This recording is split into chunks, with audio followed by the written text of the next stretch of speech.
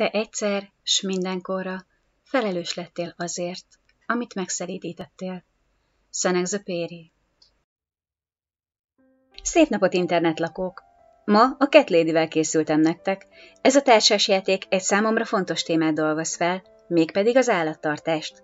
Ma Magyarországon közel 1,5 millió kutya él, és több ezerre tehető a kóborkutyák száma. Cicákból még ezeknél a számoknál is jóval többről beszélhetünk. Hogy miért nem találkozol velük úton útfélen? A válasz egyszerű. A macskák kiválóan tudnak rejtőzködni, ösztönös vadásszá mi emberek tenyésztettük őket, és ezekkel a képességekkel felvértezve könnyebben menekülnek az ember elől. Az állatvédelmi törvény sokáig nem létező fogalom volt a magyar jogrendben. 2004-ben mondta ki először a BTK, hogy az állatok érző lények, és a gerinces állatok kínzását tiltás alá helyezte. Bár a mai napig nagyon sokan nem tartják be a törvény betűjét. Állatkínzásnak minősül az állatelhagyás, az állat igényeinek nem megfelelő bánásmód, például karom eltávolító műtét macskáknál, vagy a kutyafarkának csonkolása esztétikai okokból.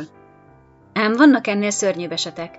Például az örökösök kidobják az állatot az utcára, de az örökölt vagyon tárgyi részére persze igényt tartanak. Felakasztott macskák, ember által erőszak miatt tört gerincű kutyák, újszülött kismacskák vízbefolytása, agyonverése és sorolhatnám. Napi szintű esetek, és csak a különös kegyetlenséggel elkövetett esetek kerülnek be a hírekbe, mint például Szellő Aló, akit a gazdája egy kislány szeme látára ütött agyon, az istálló tulajdonosa. Az állatvédelem fontos. Nagyon fontos. Egyszer egy bölcs azt mondta: egy nemzet nagysága és erkölcsi fejlettsége híven tükröződik abban, ahogyan az állatokkal bánik. A videómat minden megkínzott, elhagyott, magányosan kóborló állat tiszteletére ajánlom.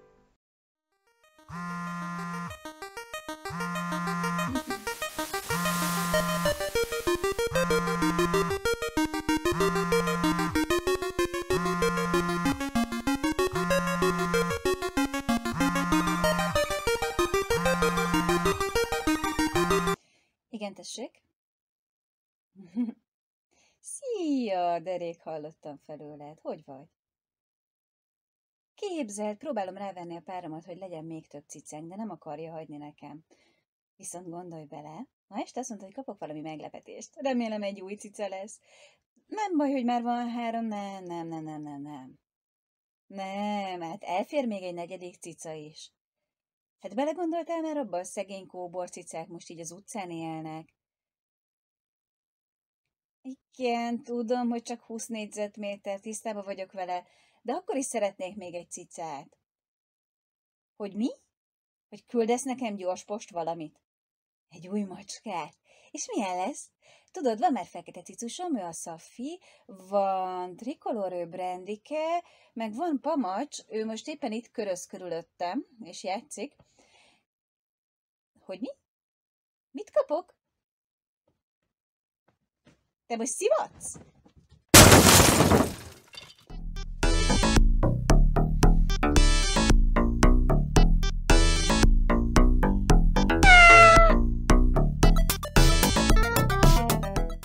A Cat Ladyt Josh Wood játéktervező készítette, aki nem mellesleg amatőr rajzfilmkészítő is, mechanikáját tekintve egy draftolós, szedgyűjtős játék. Az illusztrációk tökéletesen visszaadják a cukicicás tematikát, magára a Cat Ladyre, mint magányos macskásnőre pedig a paszteles színekkel is utal. A játék minőségére nem lehet panaszunk, strapabíró anyagokból készült, a kártyák sem kopnak könnyen, és a különböző szükséges kiegészítők fából vagy masszív kartonból készültek. A doboz tartalma a 102 darab játékkártya, a 13 darab kóbormecska kártya, a 6 darab győzelmi pont, illetve egy macskafigura, 60 darab ételkocka és egy játékfüzet. A játékmenet viszonylag egyszerű és könnyen elsajátítható, hivatalosan 8 éves kortól ajánlott, de szerintem nyugodtan lehet fiatalabb játékosokkal is játszani, akik már ismerik az összeadás-kivonás alapjait 100-as számkörben. Lényegében a cicák segítségével pontokat lehet gyűjteni vagy veszíteni. Ezek az úgynevezett győzelmi pontok döntik el, hogy ki a legőrültebb macskás a játékosok között. Akinek a legtöbb van, megnyerte a játékot. Maximum fél óra egy kör, tehát én a gyors játékok közé sorolom, ketten is lehet vele játszani, így ha csak a 2 testvér ér rá, akkor is előkapható a polcról.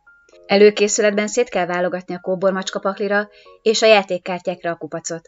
Keverd meg a főpaklit, és csap fel 9 darab kártyát 3x3-as elrendezésben, majd fordíts fel 3 darab kóbormacska kártyát. A kezdőjátékos az lesz, akinek a legtöbb cicája van a valóságban, ha nincs macskátok, érmefeldobást javaslok. A kezdőjátékostól jobbra ülő játékos pedig helyezze el a macska jelölőt a pályán, egy sor vagy egy oszlop mellé. Indulhat is a gyűjtögetés. Amikor rád kerül a sor, kötelező egy oszlopot vagy egy sort választanod a felhúzott lapok közül, majd oda helyezned a macska jelölőt. Azt a sort vagy oszlopot, ahol a jelölő van, nem választatod. A sorokban lehetnek cicák, cicaételek, macskajátékok, jelmezek, macskamintapárnácskák vagy épp macskariasztó. Mindegyik különböző dolgokra jó, például ha van macskariasztód, áthelyezheted a jelölőt és felhúzhatod az eredetileg tiltott sort. Érdemes tanulmányozni a játékvezetet, hogy melyik mit tud. De nem elég befogadnod a cicákat, meg is kell etetned őket, különben pontot veszítesz, és ráadásul finnyásak is a dögök, van, amelyik csak tonhalkonzervet hajlandó megenni. Innen is puszilom, Erzsébet Fenevadovát. Vagy csak csirkét, van, akinek többféle elemózsia kell, hogy jól lakjon, úgyhogy alaposan fontold meg, melyik cicát fogadod örökbe, mert jól is kell lakatnod. És csak, hogy egy kis élelmiszerpazarlás ellenesség is legyen benne, a fel nem használt cicakaják szintén mínuszpontot érnek. Ha sikerül 2 darab elveszett kedvenckártyát szerezned, egy zseni vagy. Többféleképp használhatod fel, vagy plusz gyépére váltod, vagy választasz egy kóbormacskát és befogadod. Mindegyik kóborcica különleges képességekkel bír. A bundája színétől vagy más tulajdonságoktól függően érvényesül. Például Bandita minden jól lakott kormos cicáért plusz 2 gyépét ad, vagy Vacak, ha jól lakott, egy extra macskamentának számít. A kóbormacskák között vannak kormosok, fehérek, vörösek vagy többszínűek is. A kártya sarkában találjátok meg, hogy melyik szín jellemzői érvényesülnek rájuk. Érdemes figyelembe venni, amikor kóborcicát mentesz meg a játékban. A játék addig tart, míg minden kártyát ki nem játszottatok a pakliból, utána jöhet a pontok átszámolása. Erre nem térek ki pontosabban, a játékfüzet úgy is tartalmazza. Tehát a játék lényege, fogadd be, etesd meg, vegyél neki játékokat és vigyázz rá. Mint tudjuk, macskás embernek lenni nem egyszerű, de egyáltalán nem szégyen. Mária Antoinette és Ernest Hemingway is az volt. Csatlakozz ehhez az Elite Klubhoz, és gyűjts macskajátékokat, jelmezeket a kedvenceidnek, de vigyázz, ha üres marad a cicapocak, az éhes macskák ellopják a pontjaidat. A valóság is hasonló. Rengeteg cica éli a boldog kanapétigris életét, játszik, fonalgombolyagot kerget, elégedetten nyújtózik a kanapén, és finnyázik az elérakott falatok felett. Élik a gondtalan cica életet, köszönhetően a gondos és jó gazdiknak. De nem minden cica ilyen szerencsés. Sok a kóbor. Több ezerre tehető a száma a kidobott, elesett, sérült állatoknak. Rengeteg állatmentő fáradozik azon, hogy segítséget kapjon ezeknek az állatoknak. A gyepmesteri telepek is változtak az idők folyamán, ma már tudok olyan ebbtelepről, ahol nem altatással oldják meg a helyhiányt, hanem alapítványokkal karöltve szocializálják a szerencsétleneket, és gazdásítanak, ha tudnak. Sajnos még nem ez a jellemző, de elindult egy lassú változás. Sok cica, kutya ezekben a kenelekben éli le végül az életét, nap mint nap arra várva, hogy gazdira találjanak, és sokuknak a gondozóik jelentik a családot. Nem ismerik meg a saját kertben való labdázás örömét, a meleg fekhely és saját tálka kényelmét. Az a napi pár perc, ami egy cicára jut, kevés. Kitakarítják a ketrecét, ellenőrzik az egészségét, enni kap, és ha véletlenül van ott pár önkéntes, talán egy 5 perces tollasbotozás is jut. Inger szegény a környezet, képzeld magad a helyükbe. Emberre lefordítva van 5 négyzetmétered, kapsz enni, inni, orvosi ellátást, és jobb esetben naponta 5 percet, hogy valaki szól hozzád. Nincs kivel játszani, beszélgetni. Nincs egy puha ágy, ahova eldőlhetsz a kedvenc könyveddel vagy játékoddal. Nincs tévé, és jelen esetünkben még YouTube sincs. Csak bámulhatod a szürke rácsokat, és reménykedhetsz, hogy valaki majd érted is eljön. Ezért is akadok ki olyankor, amikor azt látom a neten, hogy a gazdi terhes lett, a macskának mennie kell. Azonnal. Pedig bizonyított tény, hogy azok, akik állatokkal nőnek fel, kevesebb számban lesznek allergiások, jobban tudnak szocializálódni és kötődni, de te ezt egy néphiedelemre alapozva eldobod.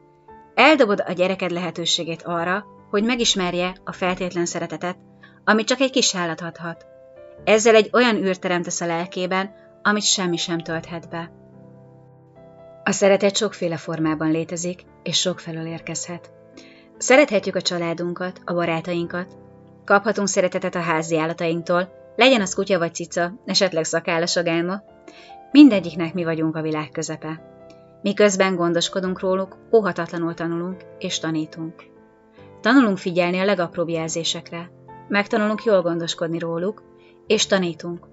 Tanítunk a gyermekeinknek a törődésről, a feltétel nélküli odaadásról, az odafigyelésről, és a felelősségről.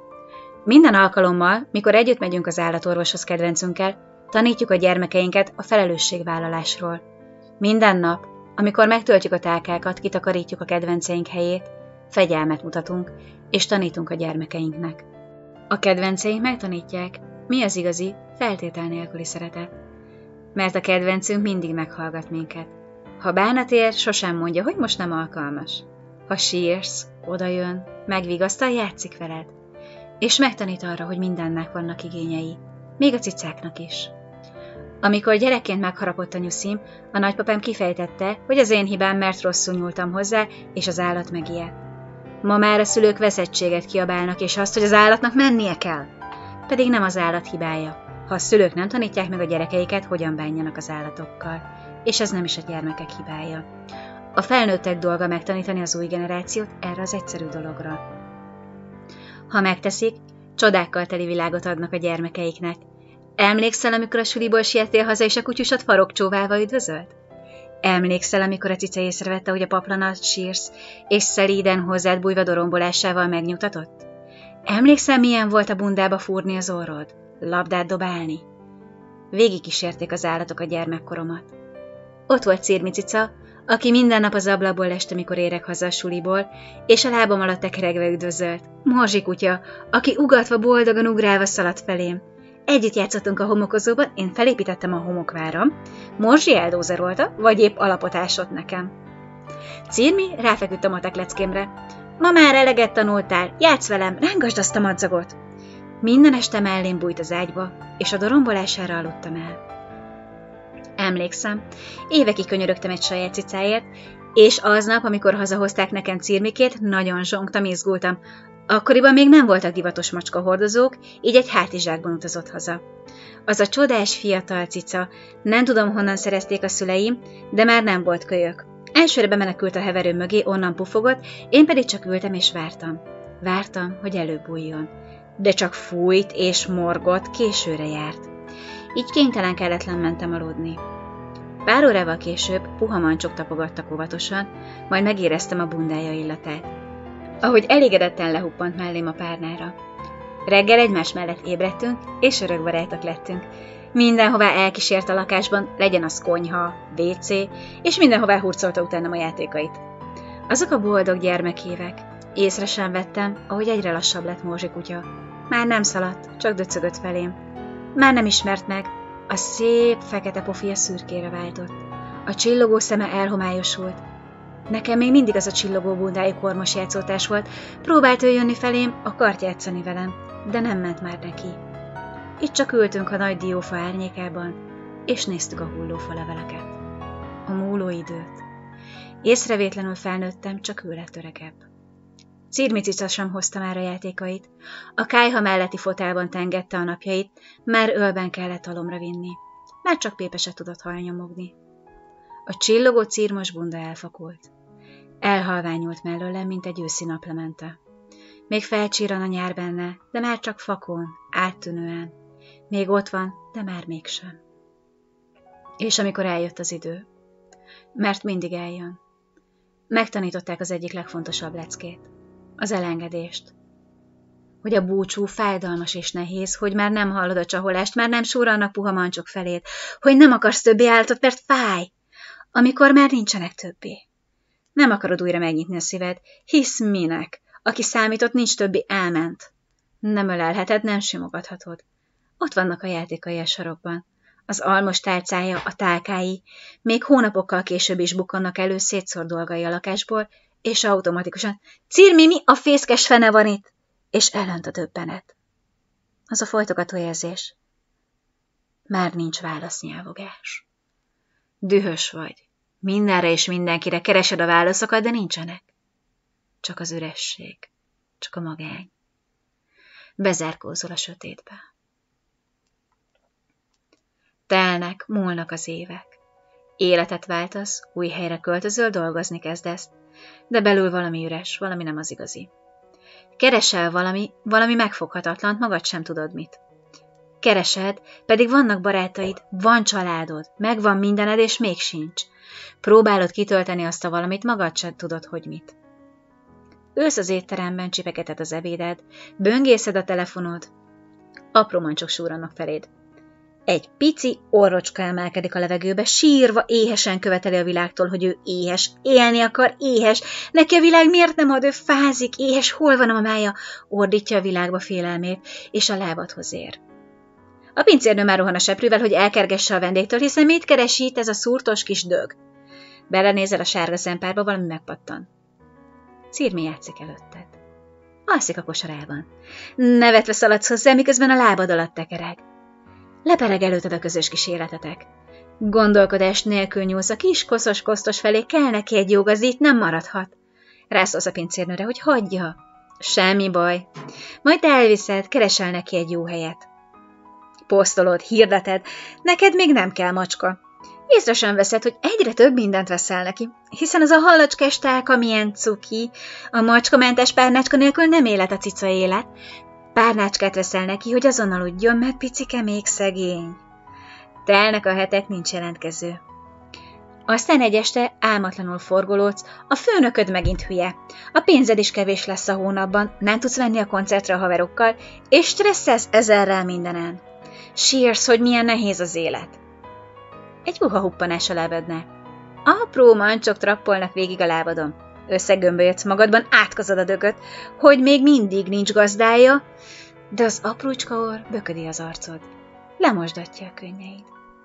Felemeled a takaród, és a hasadhoz gömbölyödik dorombolva. Összebújva alszatok el. Reggel töröltem a hirdetéseket. Pamacsnak kereszteltem el a nyavajást, már 8 éve velem van. Jóban, rosszban. Most is, miközben ezeket a sorokat írom a videómhoz, a lábamnál kuckózik és halkan dorombol. Azóta csatlakozott Brandy és Safi is a maffiához, már nincs az az üresség. Persze, kiakasztanak, amikor a játék hadseregbe kerül a konyhapult alá, és én vagyok a legnagyobb vadász, szedjem ki onnan. Vagy megy a hiszti a csöpicsapért. Reggel lefejel Pamacs. Jó reggelt, gazdi! Egy vagyon az állatorvos, táp, alom, és sorolhatnám a hátrányokat napestig. De összességében?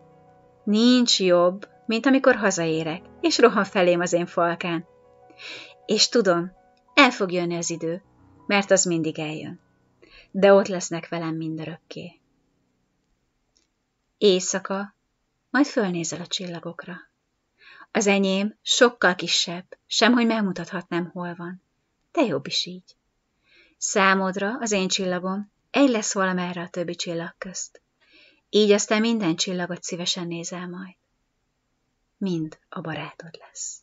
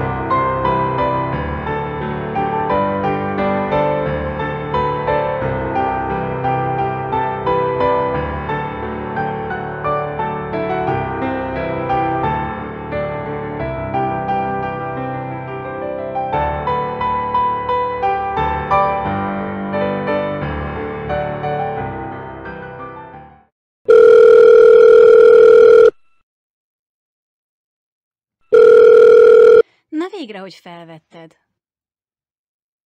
Igen, tudom. Tisztában vagyok vele. Amúgy köszi a társasjátékot, jó volt a Cat Lady. Igen, izgalmas egy játék, eléggé tanulságos. Jó, igen, eldöntöttem, marad a 3 cica, nem tudok sajnos többet vállalni. Hogy örökbe szeretnél fogadni egy macskát? Macskamentők alapítványtól? Értem. Értem a logikát.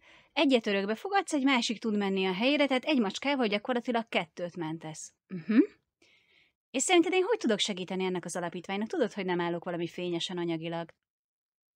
Az adó 1%, igazad van, elfelejtettem róla rendelkezni.